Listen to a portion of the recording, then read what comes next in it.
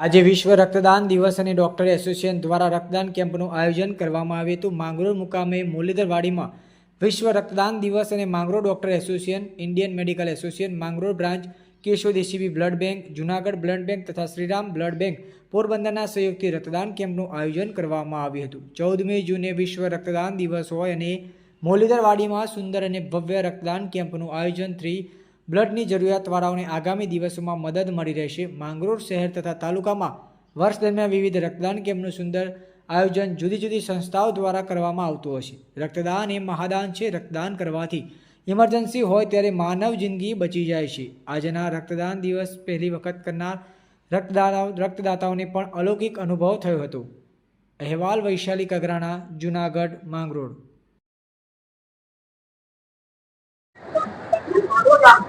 હું doctor L S Makwana, secretary IMA branch Mangrol.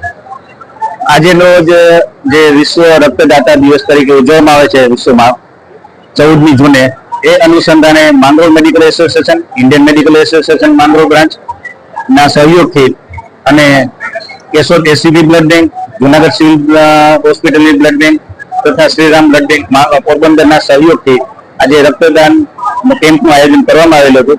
અને આ કેમ્પમાં બહોળા પ્રમાણમાં લોકોએ ડોનેશન આપી અને જે ઉજવણી કરી છે એ માટે અમે દરેક રક્તદાતાઓનો પણ અમે આભાર માનીએ છીએ અને દરેક સ્વૈચ્છિક સંસ્થાઓ અને વોલન્ટિયર્સનો પણ અમે ખૂબ આભાર માનીએ છીએ। Thank you very much. મારું નામ પેઠવા દિલીપભાઈ છે। આજે રક્તદાન દિવસ નિમિત્તે માંગરોળ ડોક્ટર એસોસિએશન થી મુરલીધરવાડીમાં રક્તદાન કેમ્પ રાખેલો છે। તેમાં મેં પોતે દિલીપભાઈ રક્તદાન કરેલું છે।